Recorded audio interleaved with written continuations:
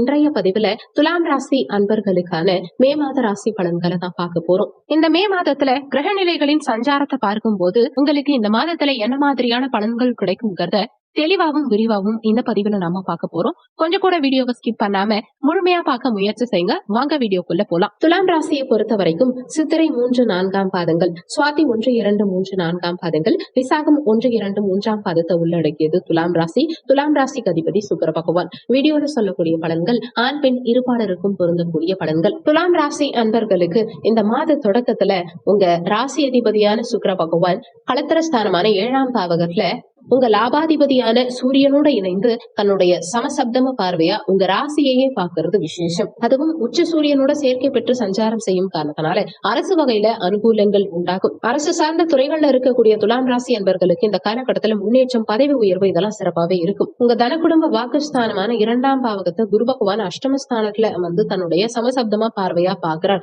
குரு பார்வைப்படும் இடம் விசேஷம். அந்த வகையில தனஸ்தானத்துக்கு குரு பகவானுடைய பார்வை கிடைக்கும் காரணத்தினால தன வருமானம்ங்கிறது இந்த காலகட்டத்துல உங்களுக்கு பிரமாதமா இருக்கும். குடும்பத்துல இருந்த சண்டை சச்சரவுகள், மனஸ்தாபங்கள் எல்லாம் நீங்கி குடும்பத்தாரோட நல்ல அந்யோன்யம் பிறக்கும். குடும்பத்துல நிம்மதி பிறக்கும். உங்க பேச்சினால கடினமான காரியங்களை கூட சாதிச்சிருவீங்க. உங்க பேச்சு இனிமையா இருக்கும். சொல்ல காப்பாற்றுவீங்க. வரும் மே 19ஆம் தேதிக்கு பிறகு உங்க ராசி அதிபதி சுக்கிர பகவான் அஷ்டமஸ்தானமான 8ஆம் பாவகத்துல ஆட்சி பலம் பெற்று சஞ்சாரம் செய்யும் காரணத்தினால உங்களுக்கு பொருளாதார முன்னேற்றம் சிறப்பா இருக்கும். ஆனாலுமே உங்க ராசி அதிபதி அஷ்டமஸ்தானத்துல மறையும் காரணத்தினால சின்ன சின்ன உடல் நல தொந்தரவுகள், ஆரோக்கிய குறைபாடுகள் ஏற்படலாம்ங்கிறதுனால ஆரோக்கியத்துல சற்று கவனம் எடுத்துக்க பாருங்க. குறிப்பா கடன் வாங்காதீங்க. கடன் வாங்கினீங்கன்னா கடனை வளர்க்கலாம். அதனால முடிஞ்ச வரைக்கும் கடன் வாங்குறத தவிர்த்துக்க பாருங்க. தேவையில்லாத வம்பு வழக்குகளுக்குள்ள போகாம இருக்கிறது இந்த காலகட்டத்துல உங்களுக்கு நல்லது.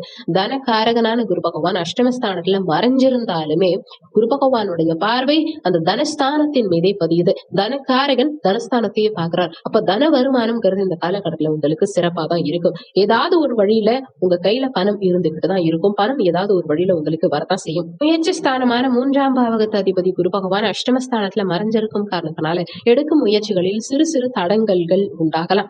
சிலைய சகோதர வகையில கொஞ்சம் அனுசரித்து செல்ல பாருங்க. சகோதர உறவுகள் கிட்ட விட்டு கொடுத்து செல்வது இந்த காலகட்டத்துல உங்களுக்கு நல்லது. குறிப்பா பயணங்கள் உங்களுக்கு அலைச்சலை உண்டாக்கலாம்.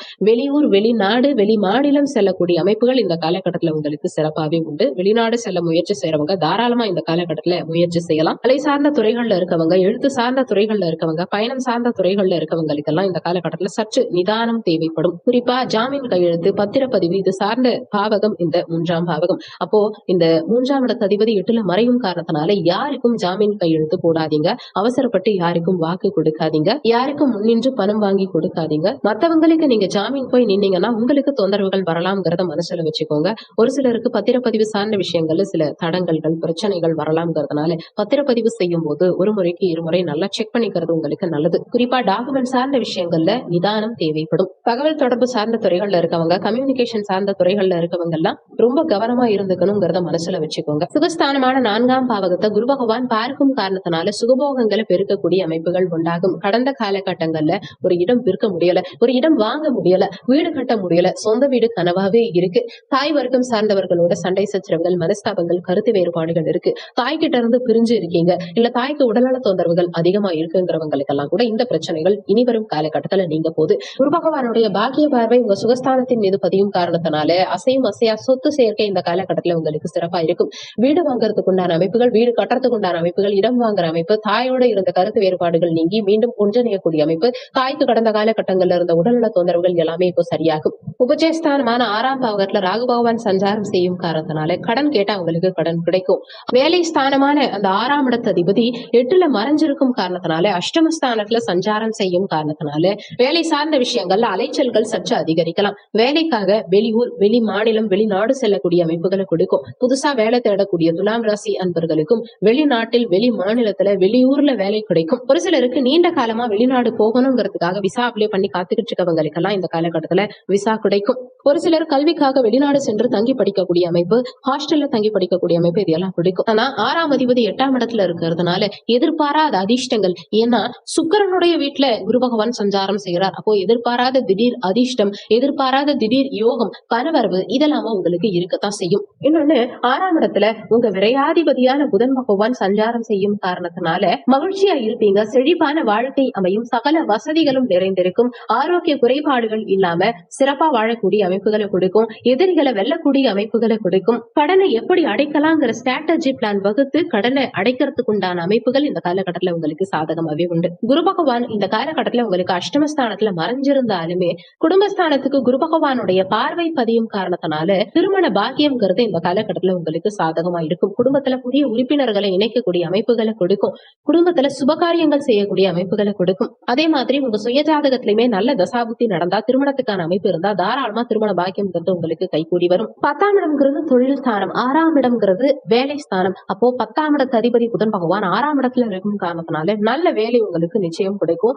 பிசினஸ் பண்றதா இருந்தா குறைந்த முதலீட்டில் தாராளமா பிசினஸ் பண்ணலாம். ஏற்றுமதி இறக்குமதி சார்ந்த துறைகள்ல இருக்கக்கூடியவங்களுக்கு இந்த காலகட்டத்துல நல்ல முன்னேற்றம் இருக்கும். நிச்சயமா ஏதோ ஒரு புதிய வேலை இல்லாதவங்களுக்கும் புதிய வேலை உங்களுக்கு நிச்சயம் இந்த காலகட்டத்தில் கிடைக்கும். லாபஸ்தானாதிபதியான சூரிய பகவான் இந்த மாதம் முற்பகுதியில உச்சபலம் பெற்று மேஷ வீட்டுல களத்திர ஸ்தானத்துல சஞ்சாரம் செய்யறது விசேஷ பலன்களை கொடுக்கக்கூடிய அமைப்பு தான். அரசு வகையில் நிறைய அனுகூலங்கள் எல்லாம் உங்களுக்கு இருக்கும். ஆனாலுமே வரும் 14ஆம் தேதிக்கு பிறகு குருவோட இணைந்து அஷ்டமஸ்தானமான 8ஆம் பாவகத்துல உங்க லாபாதிபதி சூரியன் மறைய இருக்கு. ஆனாலுமே இந்த 8ஆம் இடத்து தொடர்பும் லாபஸ்தானத்து 11ஆம் இடத்து தொடர்பும் 6ஆம் இடத்து தொடர்பும் இங்க வரும் காரணத்தினால எதிர்பாராத திடீர் அதிர்ஷ்டங்களும் இருக்கும். எதிர்பாராத திடீர் பணவரவு ஒரு சில துலாம் ராசி என்பவர்களுக்கு இந்த காலகட்டத்தில் இருக்கும். இங்க குரு சுக்கிரன் சூரியன் 3 கிரகங்கள் மாத பிற்பகுதியில இணைந்து சஞ்சாரம் செய்ய போறாங்க. அப்போ திடீர் அதிர்ஷ்டங்கள்ங்கிறது உங்களுக்கு இருக்கும். எதிர்பாராத திடீர் அதிர்ஷ்டகரமான வாய்ப்புகள் எல்லாம் ஒரு சிலருக்கு கிடைக்கும். கடந்த காலகட்டங்கள்ல ஒரு சில விஷயங்களை எடுத்து செய்ய முடியாம தவிச்சிட்டு இருந்தீங்க இல்லையா, அந்த விஷயங்களை எல்லாம் இப்ப எடுத்து செய்யக்கூடிய அமைப்புகளை கொடுக்கும். ஒரு சிலருக்கு ஷேர் மார்க்கெட்ல ஏற்கனவே இன்வெஸ்ட்மெண்ட் பண்ண பணம் பெரிய அளவுல கை கொடுத்து திரும்ப வரலாம்.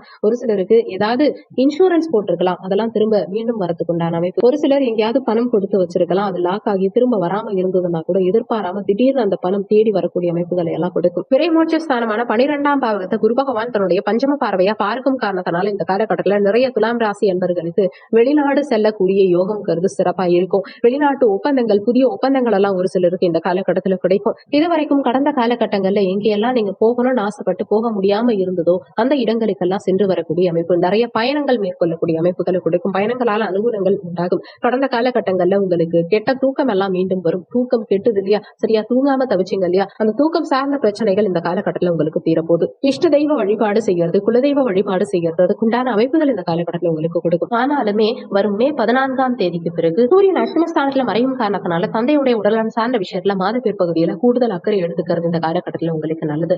இந்த மாதம் சிறப்பா அமைய நீங்க செய்ய வேண்டிய தெய்வ வழிபாடு என்னன்னா, உங்க ராசி அதிபதி சுக்கிர பகவான் வரும் மே 19ஆம் தேதிக்கு பிறகு ஆட்சி பலம் பெற்றாலுமே அவர் அஷ்டமஸ்தானத்துல மறைஞ்சிருக்கும் காரணத்தினால ஒவ்வொரு வெள்ளிக்கிழமை அன்னைக்கு மகாலட்சுமி தாயார் வழிபாடு செய்யறதுனாலையும் பெருமாள் ஆலய வழிபாடு செய்யறதுனாலையும் மிகப்பெரிய முன்னேற்றம் உண்டாகும், தடைகள் அகலும். இந்த வீடியோல உங்களுக்கு ஏதாவது சந்தேகம் இருந்தா கீழே இருக்க கமெண்ட் செக்ஷன்ல சொல்லுங்க. நன்றி. மற்றும் ஒரு நல்ல பதிவோடு மீண்டும் உங்களை சந்திக்கிறோம்.